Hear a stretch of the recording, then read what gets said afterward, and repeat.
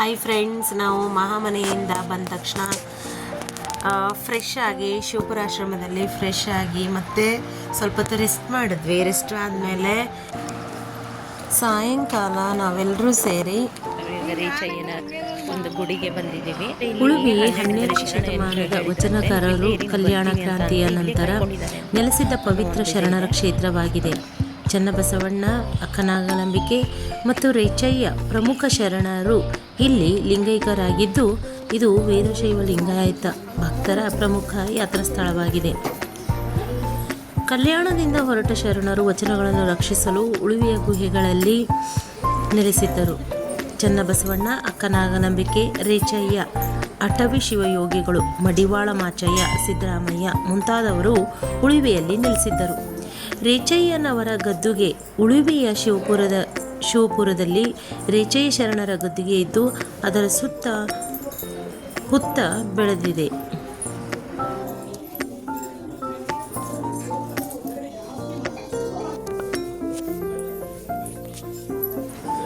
ಇದು ನೋಡ್ತಾ ಇದ್ದೀರಲ್ಲ, ಇದು ರೇಚಯ್ಯ ಶರಣರ ಒಂದು ಗದ್ದಿಗೆ. ಇದ್ರ ಸುತ್ತ ಏನಾಗಿದೆ ಅಂದರೆ, ಆ ಗದ್ದಿಗೆ ಸುತ್ತ ಏನಾಗಿದೆ, ಹುತ್ತ ಬೆಳೆದಿದೆ. ಇಲ್ಲಿ ನಾವು ಪೂಜೆ ಮಾಡಿಕೊಂಡು ಸಾಯಂಕಾಲ ಒಂದು ಸ್ವಲ್ಪ ಹೊತ್ತು ಕಳೆದು ಪ್ರಾರ್ಥನೆ ಮಾಡಿ ನಾವು ಇಲ್ಲಿಂದ ಮತ್ತೆ ರಾತ್ರಿ ಶಿವಪುರಾಶ್ರಮದಲ್ಲಿ ಹೋದ್ವಿ.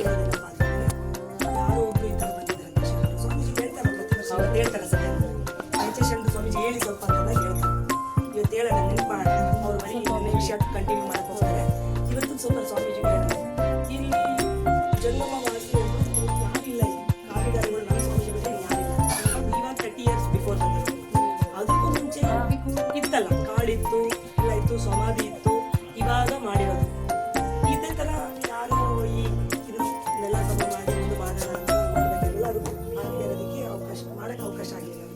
ಅವರು ಮಾಡಲೂ ಇಲ್ಲ, ಏನೇನೋ ಸಮಸ್ಯೆ ಆಯಿತು, ಇದರಿಂದನೇ ಆಯಿತು ಅಂತ ಬಿಟ್ಟರು. ಇದೇ ಥರ ಒಬ್ಬರು ವಿಭೂತಿ ಹಚ್ಕೊಂಡು ಯಾರಿಗೂ ಸಮಸ್ಯೆ ಆಗಿತ್ತಂತೆ, ಏನೋ ಸಮಸ್ಯೆ ಆಗಿಬಿಟ್ಟಿತ್ತಂತೆ, ಉಸಿರಾಡಕ್ಕಾಗ್ತಾ ಇಲ್ಲ, ನೀರು ಕುಡಿಯೋಕ್ಕೆ ಏನಿಲ್ಲ, ಮಾಡೋಕ್ಕಾಗಿಲ್ಲ ಅಂತ ಅಂದಾಗ ಒಬ್ಬರು ಜಂಗಮಧಾರಿಗಳು ಬಂದು ವಿಭೂತಿ ಹಚ್ಚಿ ಆಶೀರ್ವಾದ ಮಾಡಿ, ಅವ್ರು ವಿಭೂತಿ ಹಚ್ಚಿದ ತಕ್ಷಣ ಅವ್ರು ಹುಷಾರಾಗದಂತೆ. ಅವ್ರು ನಮಸ್ಕಾರ ಮಾಡೋಷ್ಟೊತ್ತಿಗೆ ಅವ್ರು ಯಾರಿಲ್ಲ. ಇದು ಸ್ವಾಮೀಜಿ ಹೇಳೋದು, ಹೇಳ್ತಾರೆ ಬೇಕಾದ್ರೆ ನೋಡಿ. ಒಟ್ಟಿನಲ್ಲಿ ತುಂಬ ಭಕ್ತಿಯಿಂದ ರೇಚೇಶನರ ಪೂಜೆ ಮಾಡಿದ್ರೆ ನಿಜವಾಗ್ಲೂ ನಮಗೆ ಯಾವುದಾರ ಮುಖಾಂತರ ಸಾಕಾರ ರೂಪವಾಗಿ ಬರ್ತಾರೆ. ನಾವೇ ಅಂತ ನಮ್ಮ ಬಗ್ಗೆ ಹೇಳ್ಕೋಬಾರ್ದು. ನಾವು ನಿಮ್ಮ ಮುಖಾಂತರ ನಮಗೆ ಬರ್ಬೋದು, ಯಾಕೆ ಮುಖಾಂತರ ಬರ್ಬೋದು, ಮಗು ಮುಖಾಂತರ ಬರ್ಬೋದು. ಒಬ್ಬೊಬ್ರಿಗೆ ಒಂದೊಂದು ಡಿಫ್ರೆಂಟ್ ಅನುಭವ, ಒಂದೇ ಥರ ಇರ್ಬೇಕಂತೇನಿಲ್ಲ. ಒಟ್ಟಿನಲ್ಲಿ ಸಾಧನೆ ತುಂಬ ತೀವ್ರವಾಗಿರ್ಬೇಕು ಅಷ್ಟೇ. ಓಂಕಾರ ಮಾಡೋದು ಒಂದೇ, ನಮ್ಮೊಳಗಿರೋದು ನಾವು ತಿಳ್ಕೊಳ್ಳೋಣ ಅನ್ನೋದು ಕಷ್ಟ. ಓಂಕಾರ ಹೊರಗಡೆ ಬ್ರಹ್ಮಾಂಡ ಇದೆಯಲ್ಲ, ನಮ್ಮೊಳಗೆ ಒಂದು ಬ್ರಹ್ಮಾಂಡ ಇದೆ. ಕಿವಿ ಮುಚ್ಕೊಂಡು ನಮ್ಮೊಳಗೆ ಕೇಳಿಸ್ ಗೊತ್ತಾಗುತ್ತಲ್ಲ, ಕಿವಿ ಎರಡು ಲಾಕ್ ಮಾಡ್ಕೊಂಡು ಒಳಗಡೆ ಏನೋ ಒಂದು ಪ್ರೋಸೆಸ್ ನಡೀತಿದೆ. ಜಠರಾಗ್ನಿದು ಇರ್ಬೋದು ಸೈಂಟಿಫಿಕಲಿ, ಅದಲ್ಲದೆ ನಮಗೂ ಗೊತ್ತು, ಚಕ್ರಗಳೆಲ್ಲ ಗೊತ್ತು, ಅದೇನು ಮಾಡ್ತಾವ ಅಂತ ಗೊತ್ತು. ಅದು ನಿರಾಕಾರ, ಸಾಕಾರವಾಗಿ ಎಲ್ಲೂ ಇಲ್ಲ, ಕುಯ್ದು ತೆಗೆದ್ರೆ ಎಲ್ಲೂ ಸಿಗಲ್ಲ. ಹೆಂಗೆ ಮತ್ತೆ ಹೆಂಗೆ ಕ್ವಶನ್ ಕೇಳಬೇಕು ಮಕ್ಕಳೆಲ್ಲ. ಅವರಿಗೆಲ್ಲ ನಾವು ಹೇಳ್ತೀವಲ್ಲ, ಚಕ್ರ ಬಗ್ಗೆ ಎಲ್ಲ ಹೇಳ್ತೀವಲ್ಲ, ನೀಲಾಂಬಿಕೆಗಾಗಲಿ ವಚನಂಗಾಗಲಿ ಹೇಳ್ತೀವಲ್ಲ. ಸೈನ್ಸಲ್ಲಿ ಎಲ್ಲೂ ಇಲ್ವಲ್ಲ, ಬಾಡಿ ಪಾರ್ಟ್ಸ್ ಅಷ್ಟೇ ಇದೆ, ಒಳಗಡೆ ಇಂಟೆಸ್ಟೈನ್ ಎಲ್ಲ ಇದೆ, ಚಕ್ರಗಳು ಎಲ್ಲಿದೆ ಅಂತ ಕೇಳ್ತಾರೆ. ಇವಾಗಿನ ಮಕ್ಕಳು ಸೈನ್ಸ್ ಸ್ಟೂಡೆಂಟ್ಸ್ ಕೇಳ್ತಾರೆ. ಅದಂಗಲ್ಲಮ್ಮ, ನರಗಳು ಸಿಗುತ್ತೆ ನಮಗೆ, ನರದಲ್ಲಿ ರಕ್ತ ಕಾಣುತ್ತೆ, ಜೀವ ಕಾಣುತ್ತೆ ನಮಗೆ, ಪ್ರಾಣಶಕ್ತಿ ಹಿಡಿಯೋಕ್ಕಾಗುತ್ತಾ, ಗಾಳಿ ಪ್ರಾಣಶಕ್ತಿ ಹಿಡಿಯೋಕ್ಕಾಗುತ್ತಾ? ಹಂಗೇನು ಎಲ್ಲ ನಿರಾಕಾರ ಸ್ಥಿತಿ ಇದೆ, ಅದನ್ನು ನಾವು ಫೀಲ್ ಮಾಡ್ಕೊಂಡು ಸಾಕಾಗ. ಇವಾಗೇನು ನೋಡಿದ್ರಲ್ಲ ವಿಡಿಯೋ, ಅವರು ಸಹ ಶಿವಪುರಾಶ್ರಮಕ್ಕೆ ಬಂದಿದ್ದರು. ಅವರು ರೇಚಯ್ಯ ಶರಣರ ಬಗ್ಗೆ ಸ್ವಲ್ಪ ಅವ್ರಿಗೆ ತಿಳಿದ ಮಟ್ಟಿಗೆ ಅವರು ಹೇಳ್ತಾ ಇದ್ರು, ನಾವೆಲ್ಲ ಕೂತ್ಕೊಂಡು ಕೇಳಿದ್ವಿ. ಸೊ ಸಾಯಂಕಾಲ ಶ್ರೀಗಳಿಗೆ ಅಂದರೆ ಸ್ವಾಮಿಗಳಿಗೆ ನಾವು ಕೇಳೋಣ ರೇಚಯ್ಯ ಶರಣರ ಬಗ್ಗೆ, ಅವ್ರು ಹೇಳ್ತಾರೆ ಅಂತಲೂ ಹೇಳಿದ್ರು. ನಾವು ಪೂಜೆ ಪ್ರಾರ್ಥನೆ ಎಲ್ಲ ಮಾಡಿ ನಾವು ಆಶ್ರಮಕ್ಕೆ ಹೋದ್ವಿ. ಹೋದ ನಂತರ ಅಲ್ಲಿ ಸಾಯಂಕಾಲ ಪ್ರಾರ್ಥನೆ ಇತ್ತು, ಶ್ರೀಗಳ ಒಂದು ಸ್ವಾಮೀಜಿಗಳ ಒಂದು ಪ್ರವಚನ ಸಹ ಇತ್ತು. ಅದು ಪೂರ್ತಿ ವಿಡಿಯೋ ನೋಡಿ ಫ್ರೆಂಡ್ಸ್.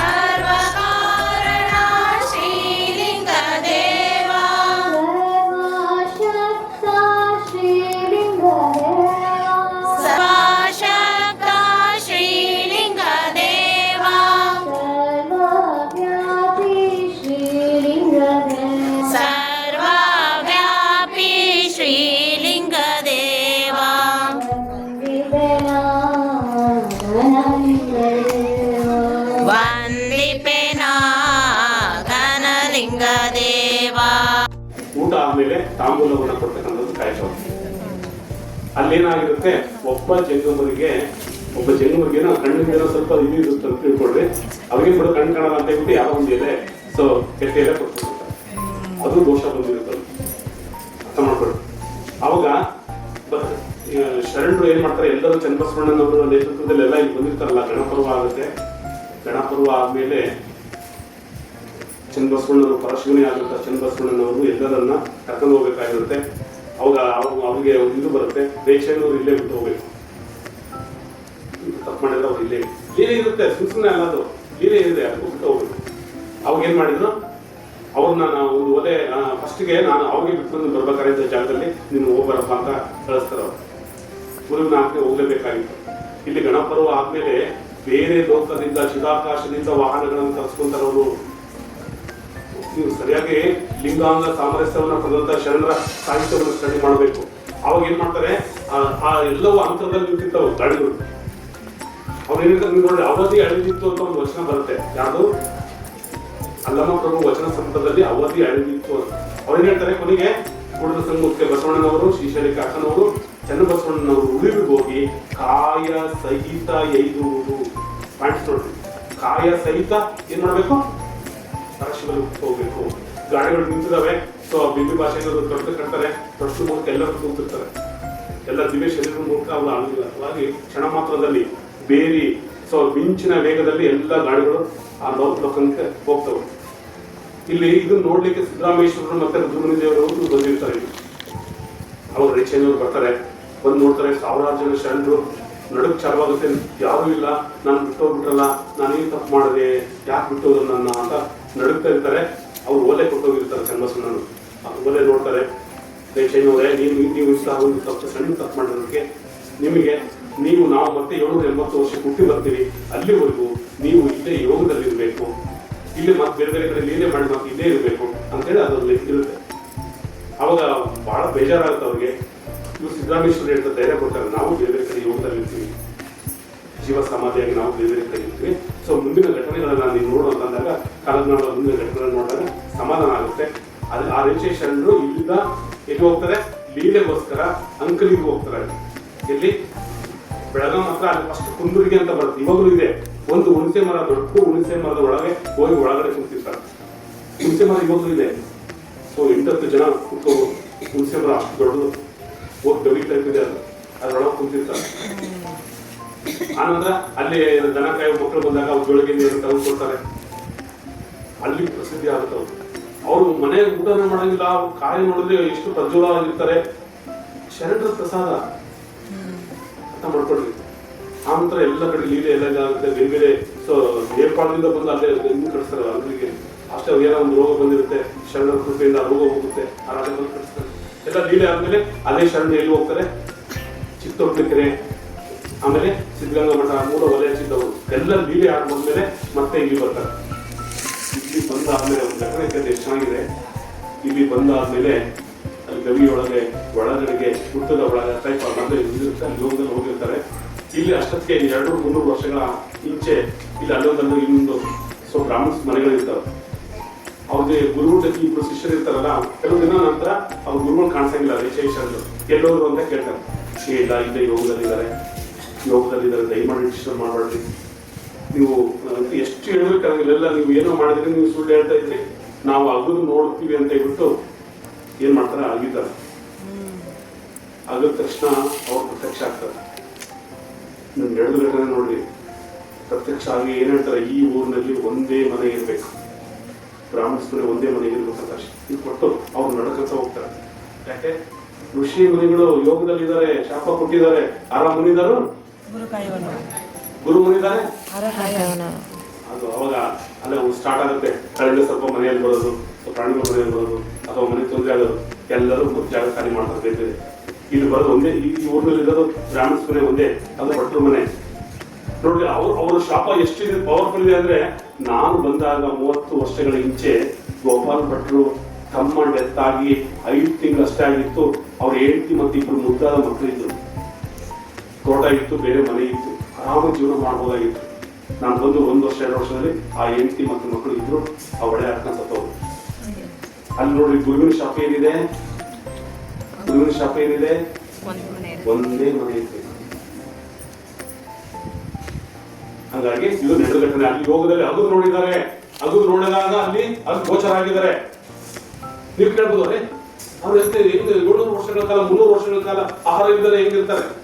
ಮತ್ತೆ ನಾವು ಅಲ್ಲಿ ಹೋಗ್ತೀವಿ, ನಾವು ಆಹಾರಕ್ಕೆ ಹೋಗ್ತೀವಿ, ಉಸಿರಾಟಕ್ಕೆ ಹೋಗ್ತೀವಿ, ಲಿಂಗಾಂಗ ಸಾಮರಸ್ಯದ ಪರಿ ಗೊತ್ತಿಲ್ಲ ನಮಗೆ, ಅಮೃತದ ಪರಿ ಗೊತ್ತಿಲ್ಲ ನಮಗೆ, ನಾವು ಮತ್ತೆ ನಮ್ಮ ಪ್ರಕಾರ ನಾವು ಹಾಗಾಗಿ ವೆಯ್ಟ್ ಮಾಡಿದ್ರೆ ಎಲ್ಲ ಶರಣರಿಗೆ ಬರ್ತಾರೆ. ಅದಕ್ಕೆ ರೇಚೆಯನ್ನು ಸಂಘನೂ ಇರುವ ಮುಂದಣ ರಂಗಮಂಟಪ ಇದು ಶರಣರಾಟ ಪೂರ್ವ ಆಗುತ್ತೆ. ಸೊ ನೀವು ಶರಣರಿ ನೀವು ಅಲ್ಲ ಅಂತ ಹೆಂಗೆ? ಖಂಡಿತ ಶರಣರಿರ್ಲೇಬೇಕು. ಯಾಕಂದ್ರೆ ಇಷ್ಟು ಕೋಟಿ ಜನಸಂಖ್ಯೆಯಲ್ಲಿ ನೀವು ಇಷ್ಟು ಜನ ಇದ್ದೀರಿ, ಇದು ಶರಣರು ಅಂಗಳದಲ್ಲೇ ಬಂದು ಇಷ್ಟೊತ್ತಾದ್ರೂ ಅದ್ರ ಬಗ್ಗೆ ಚಿಂತನೆ ಮಾಡ್ತಾರಂದ್ರೆ ಆ ಅಂಶನೇ ಇರಬೇಕು. ಅದಕ್ಕೆ ಏನೋ ಸ್ವಲ್ಪ ಡಿಫ್ರೆಂಟ್ ಆಗಿ ನಮ್ಗೆ ವಿಚಾರಗಳಲ್ಲಿ ಗೊಂದಲ ಇದ್ರು ಸಹ ರೂಟನ್ನು ಹಿಡಿಯೋಣ. ನಾನು ಹೇಳಿದೆ ಅಂತ ಹೇಳ್ಬಿಟ್ಟು ನನ್ನ ಮಾತು ಕೇಳಬೇಡ್ರಿ. ನೀವು ವಚನಗಳನ್ನ ಓದ್ರಿ. ನಾನು ಯಾವುದೇ ಒಂದು ಘಟನೆ ಹೇಳಿದ್ರು ಅದಕ್ಕೆ ವಚನಗಳನ್ನ ಆಧಾರ ಕೊಡ್ತೀನಿ. ಹಂಗಾಗಿ ನನ್ನ ನುಡಿಗಳಲ್ಲ, ಯಾರ ನುಡಿಗಳು? ಶರಣರ ನುಡಿಗಳು. ಅದಕ್ಕೆ ಶರಣರ ನುಡಿಗೆ ಚುಟ್ಟಿ ಬಂದಾಗ ನಾವೆಲ್ಲ ನೆಡ್ಕೊಳ್ಳೋಣ. ಅವರು ಅತ್ಯಂತ ಪವರ್ಫುಲ್ ಅವರು. ಶರಣ ಧರ್ಮ ಶ್ರೇಷ್ಠ, ಶಿವಯೋಗ ಶ್ರೇಷ್ಠ. ಇಡೀ ಜಗತ್ತನ್ನ ಮಾಡಿದವರು ಬಸವಣ್ಣನವರು. ಬಸವಣ್ಣನವರು ಪರವಸ್ತು, ಬಸವಂ ಪ್ರಣವಾಕಾರಂ. ಅರ್ಥ ಮಾಡ್ಕೊಡ್ರಿ. ನಮ ಶಿವಾಯ ಲಿಂಗವು ಓಂ ನಮ ಶಿವಾಯ ಬಸವಣ್ಣನು. ಏನಂದ್ರೆ ನಮ ಶಿವಾಯ ಲಿಂಗವು ಆದಿ ಬಸವಣ್ಣ ಅನಾದಿ ಲಿಂಗವೆಂಬರು ಉಸಿ ಉಸಿ ಈ ನುಡಿಯ ಕೇಳಲಾಗದು. ಆದಿ ಲಿಂಗ ಅನಾದಿ ಬಸವಣ್ಣ, ಅನಾದಿ ಶರಣ. ಶರಣ ಅಂದ್ರೆ ಎಲ್ಲ ಶರಣ ಬಸವಣ್ಣ ಅಂತ.